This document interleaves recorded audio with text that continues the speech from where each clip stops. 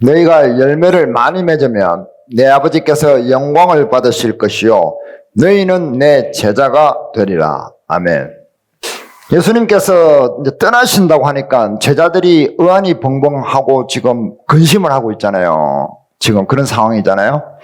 그래서 나를 사랑하는 자는 나를 다시 만날 것이다 라고 말씀하시는데, 나를 다시 만나면은 내가 성령 하나님으로 다시 올 것인데, 그때에 너희가 나를 만나면은 나와 뭘 해야 된다? 연합을 해야 된다라는 말씀을 이제 하시는 거예요. 그래서 이 포도나무의 이야기는 연합을 이야기합니다. 연합. 이건데 좀 단어가 어렵잖아요. 왜 신학자들은 항상 우리를 너무 과대평가하는지 모르지만은 말을 항상 어렵게 이렇게 막 적어놔. 쉬운 말로 이렇게 누구나 초등학생도 알아들을 수 있는 말로 하면 참 좋을 텐데, 이 함축적인 말로 연합이라고 해요. 그래서 연합에 대해서 이야기하시는데, 예수님은 이 포도나무의 비유에 대해서, 비유를 통해서 연합에 대해서 알려주시기를 원합니다. 제자들은 이게 무슨 뜻인지 몰라요. 제자들도 모르는데 우리는 알까요? 그런데 지금은 모르지만 나중에 때가 되면은 제자들이 깨달을 것이라는 것을 예수님은 아시고 지금 이 이야기를 해주시는 거예요. 그래서 우리가 유튜브 이런 데 보면은 이 포도나무 비유를 어떻게 해석을 하느냐 하면은, 이 포도나무는 예수님이라고 했잖아요. 그죠? 그리고 예수님은 또 교회라고 했잖아요. 그죠? 그러면 이 포도나무는 교회다. 포도나무는 교회. 그래서 교회를 떠나면은 신앙생활을 제대로 할 수 없다. 하나님과 교제가 단절된다. 이렇게 왜 설교를 듣죠. 그죠? 그리고 이 교회에 붙어 있어야만 신앙생활도 온전히 할 수가 있고, 또 전도의 열매도 맺을 수가 있다. 이렇게 많이 설교들을 하잖아요. 배우잖아요. 그죠? 이게 맞아요? 이거 여기서 이제 실력이 들통나는 거예요. 맞아요? 틀려요? 자, 이 열매를 전도의 열매로 첫째는 보는 것이 조금은 너무 무리입니다. 그래서 열매가 무엇인지 알아야 되고, 또 가지에 붙어 있는 것이 무엇인지 이런 것들에 대해서 제대로 알아야 되는 거예요. 잘못하면은 이게 자기 교회 숭배에 빠져요. 그래서 우리 교회 떠나면은 다른 교회 가면은 안 되는 것처럼, 우리 교회 꼭 와야 되는 것처럼 자기 교회 숭배에 빠지고, 잘못하면은 전도를 위해서 사람들을, 거기에 있는 공동체 회원들을 동원해서 소모품화 시키는, 이 교회가 회사처럼 되어버리는, 무슨 사업을 위해서 뭔가 맨날 교회 가는 게 일하러 가는 것 같은 그런데 매몰될 수 있어요. 그래서 제가 옛날에 어떤 형제님이 이런 얘기를 하더라고요. 교회에 놀러 오나? 교회에 일하러 오는 거지. 이러더라고요. 그래서 제가 그랬어요. 놀러 오는데요. 그러니까 가까이 있었네 적군이 이러면서. 자, 교회는 놀러 가는 데입니까? 일하러 가는 데입니까? 놀러 가는 데. 예, 당한 거예요. 유도신문에 놀러 온다고 하는 것도 반은 맞고 반은 틀린 겁니다. 자, 그래서 이 성경 본문은 사실은 어려운 구절이에요. 서로 모순되는 단어들로 이렇게 문장들로 엮여져 있잖아요. 그죠? 보면은, 자, 나는 포도나무요 너희는 가지라, 이렇게 예수님께서 말씀하셔놓고 1절에 봐봐요. 나는 참 포도나무요 내 아버지는 농부라 하시고, 물은 내게 붙어 있어 열매를 맺지 아니하는 가지는 아버지께서 그것을 제거해 버리시고. 제거를 한대. 자, 이것을, 자, 구원받은 사람은 예수님에게 붙어 있잖아요. 그죠? 그러면은 구원받은 사람은 예수님께 붙어서 가지가 됐는데, 가지를 열매를 안 맺으면 제거를 해버린다? 여기서 이제 혼돈이 오는 거예요. 어떻게 해석할 거냐 이 말이에요. 그래서 가지에 제거를 해버리면은 이 구원을 취소하는 거냐, 아니면은 교제가 단절되는 거냐? 또 아니면은 원래 구원 안 받아서 원래 가짜 구원이어서 이런 거냐? 아니면 겁주려고 그냥 예수님께서 그렇게 말씀하시는 거야. 사실은 그게 아니야. 또 이렇게 얘기를 하잖아요. 어떤 게 맞아요? 이 접근부터가 이게 틀렸기 때문에 이런 혼란이 오는 거예요. 그렇게 해석을 하면은 이제 곤란한 거예요. 6절에도 보면은 더 심한 말이 있잖아요. 6절. 사람이 내 안에 거하지 아니하면 가지처럼 밖에 버려져. 불에 분대요. 사람들이 그것을 모아다가 불에 던져 살아내니라. 불살라 버린대요. 봐라. 예수님 말씀대로 안 하면은 그 사람은 예수님께서 잘라가지고 제거해가지고 불태워서 지옥에 보내버린다 하지 않느냐. 불살한다고 하지 않느냐. 근데 뭐 한 번 구원은 영원한 구원이래. 뭐 이렇게 또 얘기하는 사람들도 있죠. 그러니까 구원받았다가 다시 타락을 하면은 그 사람은 예수님께서 지옥으로 보내버린다. 끝까지 믿음을 지키지 않으면은 안 된다. 라고 또 얘기를 하잖아요. 어떤 게 맞는 거예요? 그래서 어려워요, 이게 사실.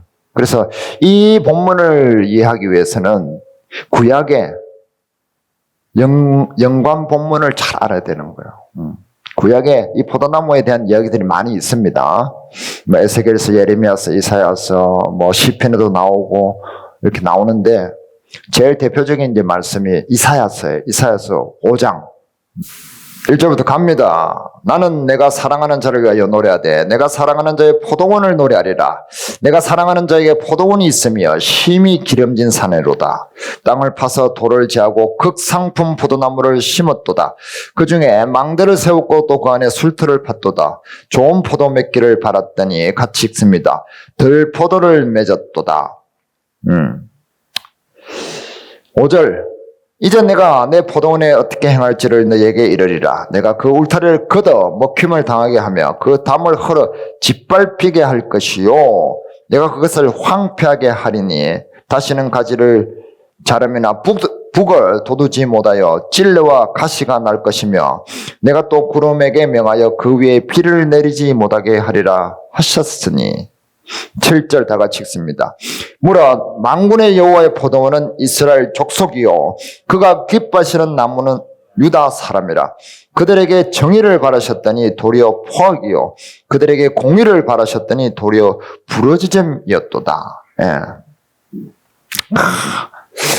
극상품 품종이 최고 중에 최고 좋은 품종의 포도나무를 제일 좋은 산에다가 그름을 어마어마하게 해가지고 최고의 농부가 딱 심었는데 뭐가 열렸다?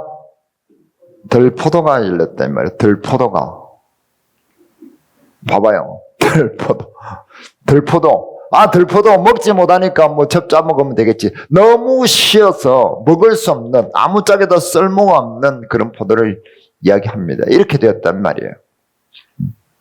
그러면은 이 포도나무가 더 이상 쓸모가 있어요, 없어요? 열매를 못 맺으니까. 그러니까 찍어내버리는 거예요. 그 땅도 필요가 없는 거예요. 포도나무를 먹고 싶어서 얻기 위해서 그 포도원을 만들었는데 열매가 이러니 땅도 다 필요가 없는 거예요. 땅도 다 황폐하게 폐허로 만들어버린다는 겁니다. 이스라엘 족속이 하나님을 따르지 않고 우상을 섬긴 결과가 이렇다는 거예요. 그 이야기를 하고 있는 겁니다. 자, 그런데 이것이 이 15장의 포도나무 비유랑 무슨 상관이 있느냐? 이 타락한 이스라엘 백성들의 어떤 상태? 구원의 상태가 아니라 그 사람들의 생활의 상태잖아요. 생활의 상태. 이 속마음을 이야기하는 거예요. 속마음. 자, 7절 봅니다. 7절을 다시 봅니다. 자, 무릇 만군의 여호와의 포도원은 이스라엘 족속이요 그가 기뻐하시는 나무는 유다 사람이라. 그들에게 정의를 바라셨더니 도리어 포악이요 그들에게 공의를 바라셨더니 도리어 부르짖음이었도다. 정의와 공의라는 단어가 나와요. 이것을 하나님께서 이스라엘 백성에게 뭐 하셨다? 원하셨다 이거예요. 이것이 열매예요. 하나님께서 이스라엘 백성들에게 원했던 열매는 뭐다? 정의와 공의를 원하신 열매예요. 자, 정의와 공의는 이스라엘 백성들이 누구에게 행하는 거예요? 누구에게 행하는 거예요? 첫 번째, 하나님, 그 다음에 이웃들에게, 공동체, 같은 민족, 이웃 사람들에게, 사람에게. 첫 번째는 정의는 하나님에 대한 것입니다. 정의는 justice. 정의는 뭐예요? 정의는 기준을 이야기해요. 기준, 법. 하나님의 말씀이 기준이잖아요. 그 기준을 따랐느냐 하는 거예요. 그 기준을 따랐느냐, 자기 마음대로 했느냐, 이 문제예요. 그래서 정의를 바라셨더니 도리어 포악이요. 포악이라는 것은 뭐예요? 힘 있는 자가 자기 마음대로 했다는 거잖아요. 법대로 안 하고. 그죠? 그것을 이야기합니다. 그들에게 공의를 바라셨더니 도리어 부르짖음이 어떠다. 공의. 다른 사람들에게 공동체의 유익을 위해서, 타인의 유익을 위해서, 전체의 유익을 위해서 살아야 되는데 자기의 힘을 가지고 약한 자들을 짓밟았다 이 말이에요. 그래서 힘없는 사람들이 어떻게 해요? 부르짖는 거예요. 하나님 살려주세요 하면서 막 괴롭히면은, 전쟁을 해가지고 어디를 막 가가지고 침탈을 하면은 그 동네 사람들이 어떻게 해요? 부르짖어요? 노래 불러요? 부르짖잖아요. 약한 자들을 돕지 않고 불쌍히 여기지 않고 약한 자를 유린했다는 거예요. 누가? 이스라엘 백성들이. 이스라엘 백성은 누구였죠? 하나님의 택함을 받은 백성이었단 말이야. 하나님께는 굉장한 열심과 종교와 화려한 의식이 있었고 성전이 있었습니다. 많은 재물이 있었습니다. 그런데 이웃들에게 향해서는 멸시하고 천대하고 알로봤다는 거예요. 한마디로. 하찮은 사람일수록 더 하찮게 봐줬다는 거예요. 하나님에게 잘 보이는 것을 넘어서 하나님은 공동체에게까지 그 사랑을 확장하는 것을 원하시는 거예요. 그것을 하나님 백성다움이라고 하나님은 말씀하시는 거예요. 근데 사람들은 자기 욕망 때문에 자기 것을 하나님한테 잘 보이면서 자기의 욕망을 어떻게 나가요? 확장해 나가는데 현안이 돼 있다 이 말이에요. 이웃이야 죽든 말든. 자, 그게 이제 8절에 설명이 되어 있는 거예요. 8절. 다 같이 읽어봅니다. 가옥을 이으며 전토를 더하여 빈틈이 없도록 하고 이 땅 가운데 홀로 거주하려 하는 자들은 화가 있을진저. 가옥을 이으며. 옛날에 집에 이렇게 딱딱딱 붙어 살잖아요, 마을에. 그럼 우리 집이 있어. 우리 집에 있는데 집이 좀 더 컸으면 좋겠어. 옆에 개똥이네가 사는데 개똥이 아버지가 돌아가셨어. 저거 봐라. 개똥이네 엄마가 좀 비하고 여자밖에 없고 애들도 아직 어리네. 이거 어디 가요? 그러면은 딱 봐놨다가 저 집이 마음에 드는데 어디 가요? 사또한테 가지. 사또한테 가서 뭐예요? 이렇게 해가지고 좀 이게 이렇게 하잖아요. 그래가지고 이 집을 취합니다. 500냥짜리를 5냥 주고 촥 뺏들어 버려요. 이게 가옥을 연하는 거예요. 전토에 전토를 더하며. 내 땅이 있는데 내 땅은 맹지야, 맹지. 물이 안 들어와, 물이 다른 논을 통해서 들어와.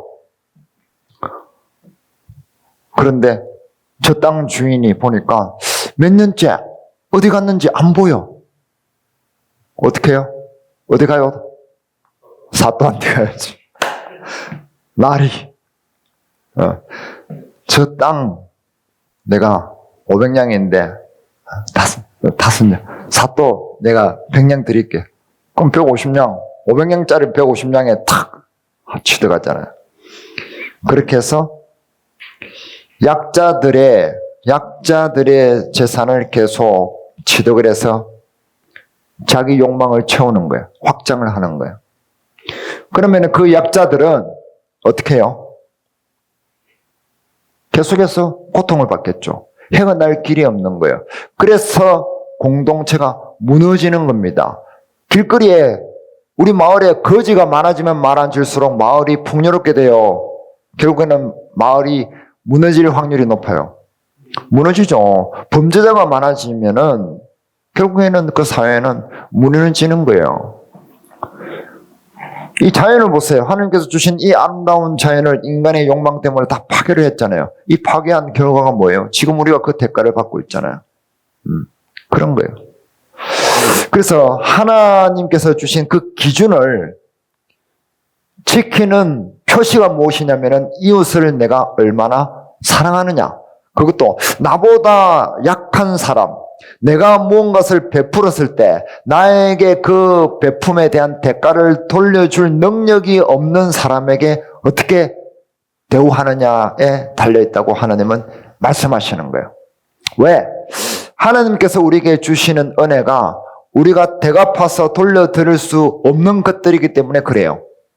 하나님께서 우리에게 이 우주 만물을 우리에게 주셨는데 공기를 주시고 바람을 주시고 태양을 주시고 온도를 주시고 땅을 주시고 물고기를 주시고 모든 것들을 주시는데 그것을 우리가 하나님께 다시 되돌려 드릴 수 있어요? 없어요? 없잖아요.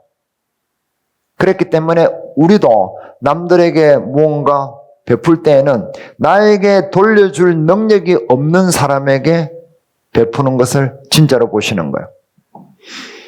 그것이 하나님 백성다운 뭐다? 품격이다 이 말이에요. 품격. 품격이 있어야 돼요.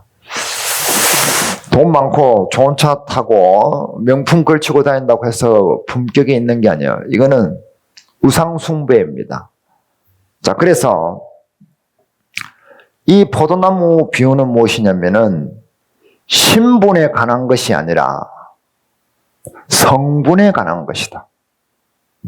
구원받은 사람이냐 아니냐라는 신분에 관한 것이 아니라 구원받은 사람이 하나님 말씀을 따라 사느냐 살지 않느냐, 순종하느냐 불순종하느냐에 관한 이야기다라는 거죠.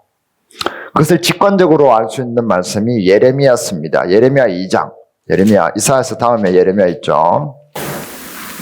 21절 펴셨으면 다 같이 읽습니다.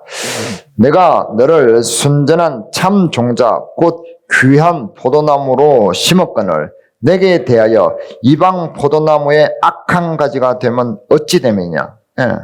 여기도 나오잖아요. 진짜 귀한 포도나무를 심었는데 이 가지가 이방 우상을 섬기는 민족들의 그런 품격으로밖에 안 되는 타락한 모습의 가지로 된 거예요. 열매가 덜 포도를 맺는. 우상을 섬기는 것은 무슨 행위를 이야기합니까? 우상을 섬긴다는 것은 자기만의 이익을 추구하는 거예요. 신에게 잘 보여서 신에게 뭔가를 받아내는데 그것이 오로지 나의 축복만을 위한 거예요. 나의 풍요와 내 후손들에 대한 번영, 이것에 관한 겁니다. 우상을 따르는 결과는 그거예요. 자기 욕망을 따르는 것. 그것이 결국에는 공동체를 깨게 되고 공동체를 깨버린 그 결과가 결국 부메랑이 되어서 나에게 돌아오게 되는 거야. 결국엔 나의 행복을 박살내게 된다는 겁니다. 그것이 우상의 악한 포도나무 가지가 되는 것을 이야기합니다. 삶을 어떻게 살고 있느냐의 문제라는 거예요. 삶의 방향성, 어떤 방향성을 따라서 살고 있느냐, 어떤 생활의 습관으로 살고 있느냐, 그 밑단에 있는 그 마음의 동기는 무엇이냐, 무엇이 내 삶의 동기로서 계속해서 작동해가고 있느냐, 그것에 대한 하나님의 질문이 있는 거죠. 우리는 하나님의 자녀가 되었어요. 그죠? 그것을 신분이라고 그래요. 하나님의 자녀, 아들이 된 거예요. 근데 성분은 뭐죠? 말하면 우리의 성화를 이야기합니다. 성화. 하나님의 자녀다움으로 점점 발전돼야 되잖아요. 그 성화, 성분의 변화가 있어야 된다 이 말이에요. 그 성분의 변화가 있을 때 뭐가 맺힌다? 열매가 맺힌다면 극상품 포도 열매가 맺힌다는 거예요. 제가 성이 뭐예요? 손씨인데 관공서에 가나 병원에 가서 손덕철입니다 그러면 꼭 송이요. 송해에서 송해 선생님 송요. 아니요. 손가락 할 때 손이요. 손만 달 때 손자장 할 때 손. 이렇게 꼭 이야기를 해줘야 돼. 자, 우리 애들이 있는데 신분이 뭐예요? 손덕철의 자녀. 이게 신분이에요. 그러면 아버지가 제대로 된 아버지라면은 망나니 아버지 말고 제대로 된 아버지라면은 그 아버지 말씀이 뭐가 된다? 그 집안의 기준이 되는 거예요. 기준이요. 하느님 말씀처럼. 그 기준을 자식들은 따라서 살아야 돼요. 기준을 막 팽개치고 지 맘대로 살아야 돼요. 따라야 되죠. 이것을 그 아들들의 공의라고 하는 거예요. 내가 그 말씀의 기준에 따라서 살 것인지 아니면 내 마음대로 살 것인지 이것은 선택이잖아요. 그것을 공의라고 얘기하는 거예요. 개개인의 공의. 이것을 이제 성분이라고 하는 게 성분. 내 속에 뭐가 들어있느냐는 거예요. 손덕철의 아들은 되었는데 딸은 되었는데 이제 그 속에 어떤 사람으로 살아갈 거냐가 남아있잖아요. 이것은 내 속을 어떤 성분으로 채울 거냐, 내 성품을 어떤 인격체로 만들 거냐, 그 문제는 자기에게 달렸다는 거예요. 그렇다고 해서 못 산다고 해서 제가 호적에서 파지는 않죠. 아들로 계속 놔두잖아요. 그런데 그 아들이, 딸이 뭔가 사회의 구성원으로서 사람 구실을 못해. 사람 구실을 못하면 아버지는 어떻게 돼요? 기뻐해요? 슬퍼해요? 슬퍼하죠. 기쁨이 안 돼. 영광이 안 돼. 가문의 영광이 아니라 뭐가 된다? 가문의 수치가 되는 거예요. 그 이야기를 이 포도나무에서 하시는 거예요. 그래서 이 포도 농사를 짓는 농부는 이 넓은 포도원 전체에 포도 열매가 가득하기를 바랄까요? 아니면은 다 죽고 한 나무만 삑 살아가지고 포도 열매 중에 한 알만 땡글 맺히기를 바랄까요? 가득 풍년이 들기를 바라겠죠. 그래서 하나님은 뭘 원하신다? 수많은 하나님의 백성을 원하시는 거예요. 자기 성품을 닮은 백성들이 자기 나라에, 하나님 나라에 가득하기를 바라시는 거예요.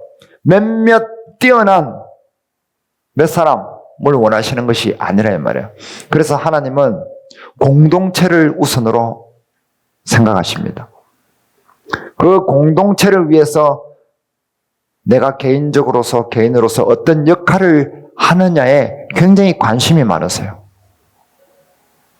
자기만을 위해서 공동체를 이용하는 사람들도 많이 있죠. 그죠?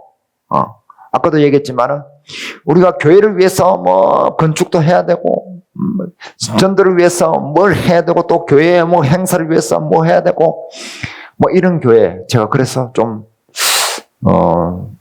약간 갸웃하면서 보러가 하는 이유가 거기에 있는 거예요. 우리는 공동체를 위해서 내 개인이 어떤 역할을 하느냐가 중요한 거예요. 거기에 하나님은 관심이 있어요. 그래서 공동체를 먼저 하나님은 생각을 하시는 거예요. 그 공동체는 어떤 공동체를 이야기해요? 교회만 이야기합니까? 아니에요. 교회만 이야기하는 데를 조심하라 그 말이에요. 아까 그 말은. 내 삶의 전체를 얘기하는 거예요. Anywhere, anytime, anybody, any situation. 어떤 곳에서도 누구를 만나더라도 언제라도 어떤 상황이라도 항상 공동체를 생각하고 이 사회를 생각하고 이 국가를 생각하고 이타적인 마음을 드러낼 수 있는 뿐만 아니라 이타적인 행동까지 넘어서 이타적인 습관을 가지고 있느냐. 완벽하지는 않겠지만 그것을 하나님께서는 굉장히 가치 있게 보신다는 거예요. 그것을 우리에게 요구하는 성품이라는 거예요. 그런 사람은 하나님께 기쁨이 된다. 왜? 그러한 것들로 인해서 그 공동체가 점점 아름다워지고 하나님 나라다워지기 때문에, 하나님의 목적에 가까워지기 때문에 그렇게 되는 거예요. 하나님의 기준은 그것입니다. 공동체에게 유익을 끼치는 삶을 살아라. 그것에 순종하느냐, 불순종하느냐, 그것이 가지에 붙어 있느냐, 가지에 떨어져 있느냐의 이야기가 된다는 거죠. 그래서 가지에 떨어져 있는 것은 어떤 상태를 말하느냐 하면은 내 욕심을 따라서 사는 삶 있잖아요. 내 욕심을 이루려고, 내 욕망을 위해서, 내 이익을 위해서 다른 사람들을 이용해 먹고, 다른 사람들이 어려울 때에 나몰라라 하는 그런 무관심들, 냉소적인 것들, 그런 차가움들, 그런 것들은 우리가 하늘나라에 갈 때에 가질까요? 버려질까요? 버려지겠죠. 그런 것들은 다 사라질 것이고 썩어질 것이고 하나님의 눈앞에 보이지 않는 것들로 사라지게 되는 거예요. 그 가지가 된단 말이에요. 불사라지게 되는 가지는 우리의 욕망을 따라 했던, 우리의 생각을 따라 했던, 내 생각대로 하나님 말씀이 기준이 되지 않고 내 마음대로 행동했던, 습관화했던 그런 모든 생활의 것들을 이야기하는 거예요. 그런 것들은 하나님께서 다 제거해 버리는 거예요. 뭐만 남는다? 하나님 말씀을 따라서 공동체를 위해서 이타적인 마음으로 살아냈던 그러한 것들이 하나님께서 열매로 거두시는 것을 이야기하는 거예요. 그러면은 이해가 됩니다. 자, 우리가 그런 순종과 불순종에 대한 이야기는 어디에 많으냐면은 창세기의 아브라함, 이삭, 야곱의 이야기에서 엄청나게 수두룩 빽빽빽 많아요. 사실은 그러한 이야기로 점철되어 있는 것이, 도배질되어 있는 것이 아브라함, 이삭, 야곱의 이야기입니다. 창세기 12장 다 같이 읽습니다. 시작. 여호와께서 아브라함에게 이르시되 너는 너의 고향과 친척과 아비의 집을 떠나 내가 내게 보여줄 땅으로 가라. 자, 내가 내게 보여줄 땅으로 가라. 아직 못 봤어요. 아브라함 아직 못 봤죠. 보여줄 땅으로 가라 해요. 어떻게 해가지고 고향과 친척과 아버지의 집을 떠나서 세 가지를 떠나야 돼요. 뭐? 고향과 친척과 아비의 집을 아비를 떠나래요. 자, 이 떠남이 언제 이루어졌냐면은, 자, 이 사람들은 처음에 갈 때 우르에서 살았어요. 메소포타미아 지금에. 거기 살았단 말이에요. 거기서 떠났죠. 고향을 떠났어요. 그 다음에 하란으로 갔어요.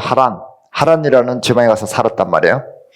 거기에서 아버지 데라가 죽었어요. 자, 아비를 떠났죠. 고향을 떠났고 아비를 떠났어요. 이제 뭐가 하나 남았어요?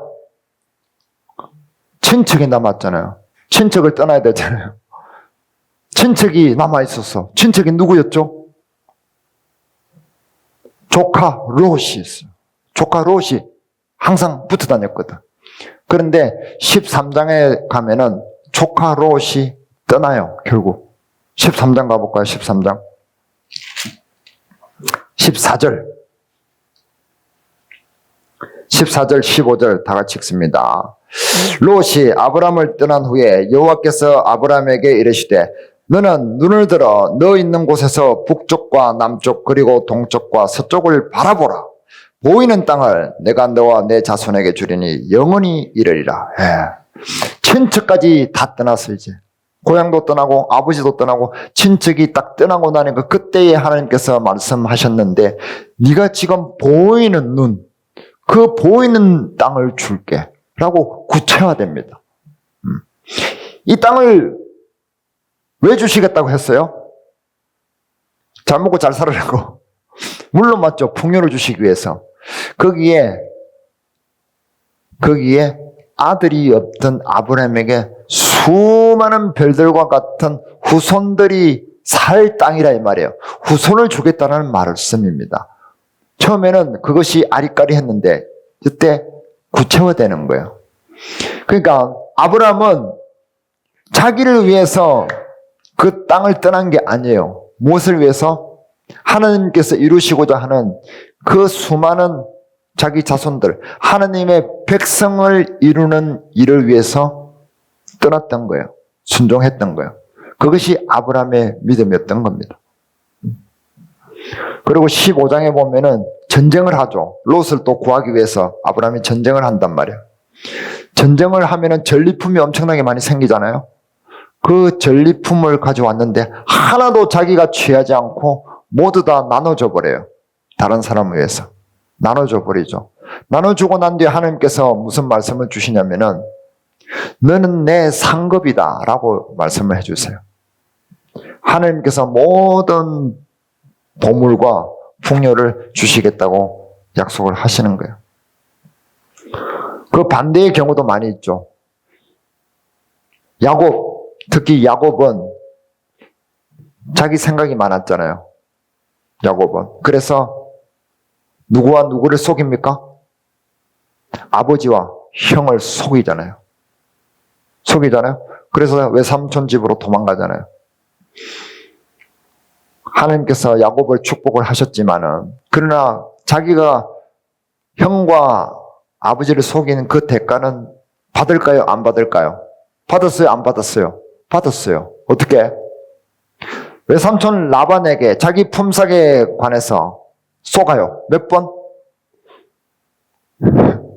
10번. 10번을 속아요. 그리고 또 자기 아들 몇 명에게 속아요? 10명에게 속습니다. 10이라는 수는 완전한 수죠. 자기 아들 10명에게 요셉이 아버지 짐승에게 뜯겨서 죽었는데요. 속여버리잖아요. 그래서 자기의 욕심을 위해서 가족 공동체를 훼손해버린 그 대가가 결국에는 나중에 자기에게 부메랑으로 돌아오더라는 거예요. 하나님은 철저하게 그렇게 갚으신다는 말이에요. 그래서 요한복음 15장으로 다시 돌아갑니다. 돌아가 보면은 자 3절을 집중해 봅니다. 같이 읽습니다. 너희는 내가 일러준 말로 이미 깨끗해졌으니 이 말씀은 구원받은 상태, 예수님의 피로 우리가 깨끗해졌다는 것을 이야기합니다. 신분이 그렇게 하나님의 자녀가 되었다는 신분의 상태를 이야기하는 거고요. 2절 봅니다. 물은 내게 붙어있어 열매를 맺지 아니하는 가지는 아버지께서 그것을 제거해 버리시고 무릇 열매를 맺는 가지는 더 열매를 맺게 하시려고 그것을 깨끗하게 하시느니라. 하나님께서 우리를 깨끗하게 하시죠. 우리를 성화시킨다 이 말이에요. 성분의 변화를 이야기하는 겁니다. 그 다음에 4절 봐봐요. 4절 같이 읽습니다. 내 안에 거하라. 나도 너희 안에 거하리라. 가지가 포도나무에 붙어있지 아니하면 스스로 열매를 맺을 수 없음같이. 예. 이것은 성령의 도우심으로 우리가 성령의 열매를 맺을 수 있다는 것을 이야기합니다. 그래서 우리가 성령과 연합을 해야 된다는 것을 이야기하죠. 그 다음에 6절 봅니다. 5절은 같은 내용이고요. 6절 같이 읽습니다. 사람이 내 안에 거하지 아니하면 가지처럼 밖에 버려져 마르나니 사람들이 그것을 모아다가 불에 던져 사르느니라. 이것은 인간의 생각으로 했던 모든 하나님 앞에 무익한 것들, 그런 것들은 하나님 앞에 다 상급이 되지 않고 우리의 기쁨이 되지 않고 다 제거해 버리신다는 것이 되는 거죠. 인간적인 일들 모두 썩어지고 태워질 것이다. 그래서 7절 같이 읽습니다. 너희가 내 안에 거하고 내 말이 너희 안에 거하면 무엇이든지 원하는 대로 구하라. 그리하면 이루리라. 예.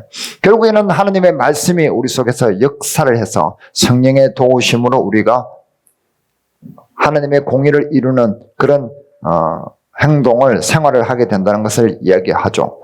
그래서 8절 다 같이 읽습니다. 너희가 열매를 많이 맺으면 내 아버지께서 영광을 받으실 것이요 너희는 내 제자가 되리라. 그래서 우리가 성령의 열매를 맺는 것이 하나님께 영광이 되고 그것이 우리가 예수님의 참 제자라는 증거가 될 것이다. 이렇게 술술 풀어지게 되는 겁니다. 충돌 없이. 그래서 하나님을 믿는다는 것은 뭐다? 결국에는 기준을 따라서 산다는 거예요. 내 기준대로 살지 않고. 사람은 자기 스스로가 기준이 될 수 없어요. 왜요? 기준이라는 것은 내가 말한 것을 100% 그것을 실천해낼 수 있어야만 기준이 되는 거예요. 말해놓고 어떨 때는 이랬다가 어떨 때는 했다가 어떨 때는 안 했다가 이러면 기준이 안 되는 거예요. 그죠? 자, 축구 골대 기준 저기 10명 선착순 뛰어가야 되는데 골대가 막 움직여. 기준이 돼야 안 돼요? 안 되잖아요. 기준이라는 것은 그런 거예요. 그래서 하나님 말씀이 기준이 되는 거예요. 그 기준을 살 때에 하나님께서는 무엇을 주신다? 풍요를 주신다. 복을 주신다고 말씀을 하셨어요. 그런데 사람은 자기 욕망을 따라서 살기 때문에 그 기준을 벗어나려고 하는 것이 인간의 욕망이 된다는 거예요. 자, 그래서 우리는 하나님의 말씀의 기준을 따라서 살아야 되는데 그것이 사는 것이 공의라고 했잖아요. 그죠? 그런데 그 공의도 우리가 100% 할 수가 없잖아요. 그죠? 그 말씀에 따라서 우리가 다 실천을 해낼 수 있느냐고. 그럴 수가 없어요. 그걸 가지고 우리가 하나님께 갈 수가 없잖아요. 그래서 예수님께서 우리 대신에 그 공의를 이루신 거예요. 맞죠? 그러니까 우리는 예수님 안에서 예수님을 따라하는 습관을 쫓으면은 하나님의 공의를 따르는 결과가 된다라는 거예요. 그러려면 어떻게 해야 돼? 우리가 예수님 안에 딱 붙어 있어야 되잖아요. 포도나무의 가지처럼 딱 붙어가 있어야 되는 거예요. 우리가 가지라는 말은 우리가 파트, 우리가 부분이고 예수님이 기준이다 이 말이에요. 그죠? 근데 우리가 자꾸 가지로 있으려고 안 하고 내가 자꾸만 포도나무 전체가 되려고 막 하면은 사단이 난다 이 말이에요. 우리는 가지로서 그 위치에 딱 붙어 있고 예수님이 전체라는 것을 인정할 때에 우리가 제대로 예수님 안에서 붙어서 성령의 열매를 맺을 수 있는 그런 극상품의 포도가 된다는 거죠. 우리는 가지다.